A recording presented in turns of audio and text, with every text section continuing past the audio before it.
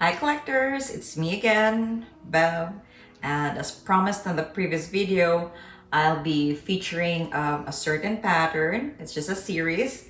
It's a recent favorite, so every time I have a favorite, I'll always be so excited to share it because it's just a feeling of being accomplished when you have collected everything you wanted for that pattern. So I guess I'm at 99.9% of completing the pieces of this pattern. So now I'm proud to share it to you. So what I'll be sharing to you is this pattern in my hand. It's the Royal Albert Bridesmaid. It's a series. It actually just comes in a coffee pot. But for the pink lovers out there, this is your thing. So look at that, so pretty. And voila, here is the set. As you can see, you can't blame me that it has been a favorite. So I've always eyed this pattern since the pandemic. But the problem with this pattern is you can find the pieces here and there, but they were so expensive at that time. Like, expensive. I will tell you, like, a cup and saucer would be $100, $125, $150. So that's just too much that I would want to spend on this pattern. So I was patient, waited for the right deal. But the history why I got attracted to this is actually not a surprise to me, because this is very similar to one pattern that also was a pattern that sat in my china cabinet in one of our townhouses. So it's this pattern, Royal Albert Dimity Rose. So if you look at that, they are very similar. I mean, they're not the same, but very similar. The only difference here is, like, look at the rims, right? They're like sisters. But then with Bridesmaid, it has this part where there is the solid pink area. That's making it more beautiful than the Dimity Rose. So the Dimity Rose comes in a complete dinner set.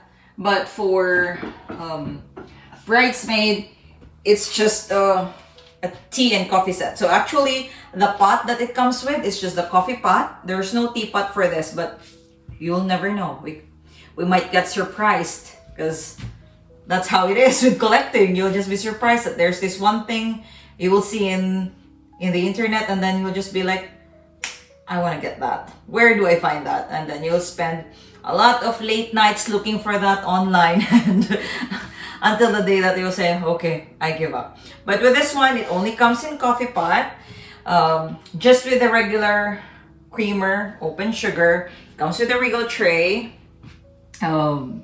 dessert plates, cup and saucer, and the coffee mugs. So it took me a while to really complete. I think right now I have mugs and cup and saucer. I would say I would have 12 of each. So I was so lucky to get a deal where it's just complete.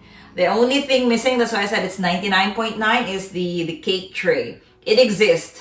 I just didn't grab the opportunity when I saw that online. But there is a cake tray that goes with this set. So this one is actually one of the series that is unnamed. So I'll show you what it means with a name. So on the back stamp, there is no pattern. It doesn't say Bridesmaid on it. So even me, if I haven't met a collector that collected this, I wouldn't even know that this is Bridesmaid. I mean, eventually probably I will, because you will see that online, being featured in some Pinterest post. But without its name, it's just so hard to determine the pattern. What made me fall in love with this pattern is actually the last set that I picked up. So I picked up a big set. So when you display it, there are some patterns that you would appreciate more when they come in many pieces. So with the set that I bought, it comes with the pot, the sugar and creamer, the regal tray, mugs, cup and saucers, dessert plate. So having picked up just a single set with all those pieces, it was just like I had pink hearts coming out of my eyes. Plus, that set that I picked up was actually the darker version of the pink. So this light, like this solid part here, the pink, it was on a darker shade. So for me, when I'm as a lot of people would ask me, why would I have many, like for a certain pattern of pot, I would have like 2, 3, 4 pots that are in my possession.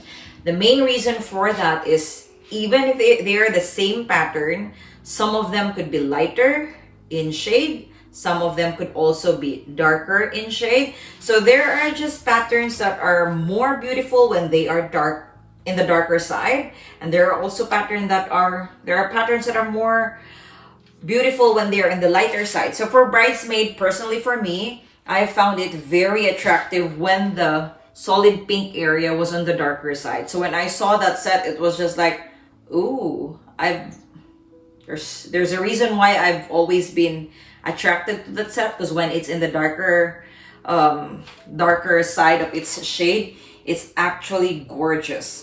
So it's dainty, gorgeous, and lots of gold. So again, lots of gold, the better. So as you can see, it's not so, like the flowers are not so, they're not so loud, but then it's very feminine. So it's just, there's just something in each pattern that will catch your eyes. And it being Bridesmaid, and in the Philippines, June is the wedding month. So I guess this is just so timely to feature this pattern. And I'm not an expert when it comes to flowers, but I really do not, like, the first time I look at it, it's like, what are they? Are they peonies? But it doesn't look like this one is the peonies. They are actually real. They're fresh flowers. So it just gives life to the china room whenever there is a fresh flower in it. So once in a while, even if there's no one that stays here or uses the china room, we put fresh flower just to give a good ambience to the room, to make the china happy. When we went to this flower shop here in our city, we showed the flower to the owner and asked her, would you know by any chance what kind of flower is this in this pattern? And she's not even 100% sure, so that saves me. That's my redemption. I do not know. I mean, for me, it's like roses. Like, the flowers I knew are different. Like, the flowers in the Philippines are very different, right? So with this one, that the owner of the flower shop says it's more of a garden rose. So, because I was like, is there a flower that's named Bridesmaid or Bridesmaid Rose? But it doesn't exist. If you try to Google it, you don't find it. So, okay, then it's not a Bridesmaid. So I wonder how it got its Bridesmaid, since it's a series, it's a complete series that is a named. Probably during the time that this was still in production, maybe this has been very popular with bridal shower. Because during the time when China was still, I mean, until now, China is still in the market, but the time when the era was really so big on China, like, I know when I pick up China, they have their different stories with how they acquire the China. Like, some of them, they've collected it since they were 12 when they started working. Like, a cup and saucer would be $2.50. So, you know, those stories. So my theory in this is it's probably gotten its name Bridesmaid because it became popular with bridal shower. Because I know for a lot of people, when they were like well-off, upper middle class, the popular gifts during bridal shower or even during weddings is actually china. So this is probably how it got its name. I can't blame them. Like, the pattern itself is really very, very ideal for those occasions. So I mean, it's something that, I don't know, I used to love red, but I'm more drawn to pink now. I guess it's because most of the China are really in different shades of pink. With this one, it's really pretty. I mean, it's so hard to, there are just patterns that are so hard to give justice when you don't hold them and see them. And especially with this one, if you just have like a cup and saucer, like if this is the only piece you have at home, you wouldn't appreciate the pattern as much as having this at home. So that's the one this is where my opinion always comes, where there are patterns that you would appreciate more when they are in many pieces. Like if you look at this right now, it's different when you just see a cup and saucer on the internet pictures, right? So yeah, this is actually a very gorgeous set. It's I wouldn't say it's very rare, but I would be saying it's hard to complete. Hard to complete because you usually just say you will just usually see like a cup and saucer, a mug, and they are pricey. So having like probably a set for 6 or a tea set for 6 with the mug would really be something. Like for me, almost all China are beautiful, but then as a collector, if someone asks my opinion, I would always say, if you want to collect multiple patterns in dinner set, have Old Country Rose as your base, because it's like phenomenal. It was very popular during its era, and even until now, Old Country Rose is very popular. I mean, I can't blame people who appreciated it. It's very beautiful, and that's the pattern that drew me to being attracted to China.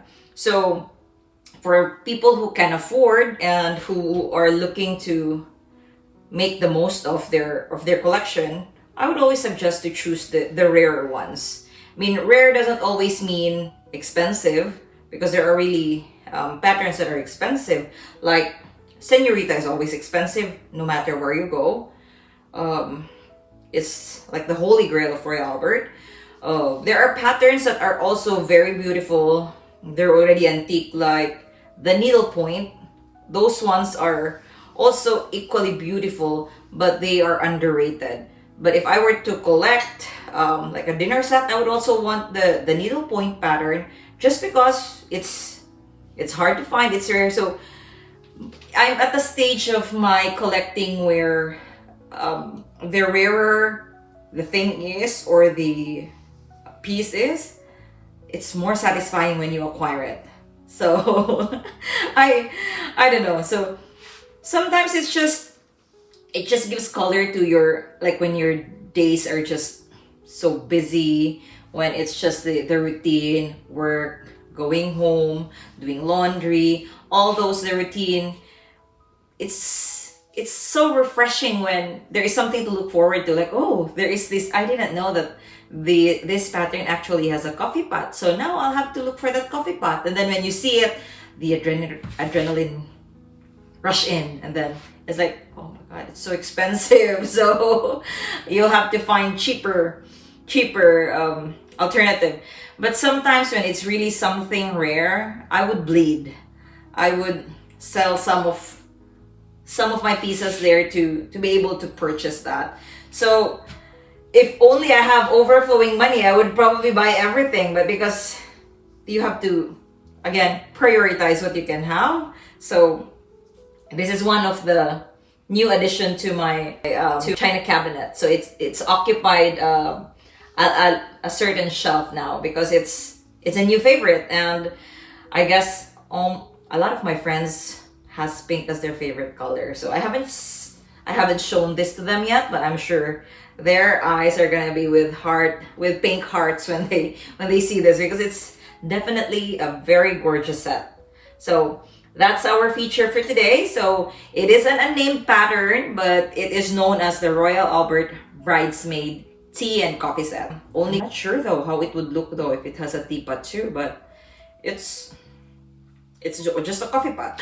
If any one of you there knows exactly what flower is on this pattern, please shoot a comment down there. Let me know. I mean, it would be helpful for me to be educated on what kind of flower is on this pattern. I mean, this this isn't so hard to determine because it's just a single flower that's on the pattern, unlike other patterns where there's like a bunch of flowers there where you have to identify what is this, what is that, and what is this. So this one is just one kind of flower, so I don't think it would really be so hard.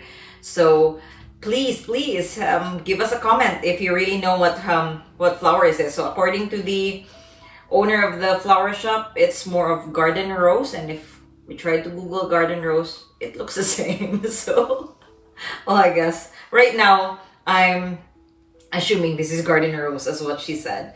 So for everyone out there, keep collecting, keep sharing. These are beautiful things in life. I mean, life is too short. Enjoy the beautiful things and share it. Beautiful things always radiate a happy feeling to everyone. I mean, not everyone, but to most, right? So again, this is the Royal Albert Bridesmaid series. It's a complete set. It's the featured pattern we have for today. So in the next videos, I'll try to feature the sets that we have here, the patterns. It's mostly series, or usually if it comes in a dinner set, and if it's something that caught my attention and caught my obsession, I usually will just keep a tea set on display. It would be so space consuming to display the whole dinner set, right? So it's usually just a teapot or coffee pot, sugar bowl, creamer, real tray, cup and saucer, and the mug. That's usually what I put on display. And if they have the cake tray, I would also love the cake tray, just so it is something that sits on the background. So let's see, on the next video I'll feature another pattern. Hopefully we can find a pattern with a colorful past. Well, so far, as what I have read, I mean, I'll be honest, I'm not the collector who dives into the history of each pattern that I collect. Just imagine if I'll be doing that. I guess I would drain up all my brain cells. I have a few brain cells left now, only 2. So far, the only pattern that even at the Royal Albert Patterns.com has like a history that, of course, it's the only one I mean, it's the only pattern I've looked into. So there may be other patterns there with a history, but it's the Royal Albert Blossom Time. So it has like a history on how the pattern was created, how the designer came up with that pattern, what was the inspiration for that design. So not all will have that, but I hope the next one will be featuring in our next video will have similar to Blossom Time. Okay, so again, thank you so much for watching, and don't forget to like, share, and subscribe. Again, just a happy place, a happy page, and a happy channel to showcase my collection. Bye, collectors!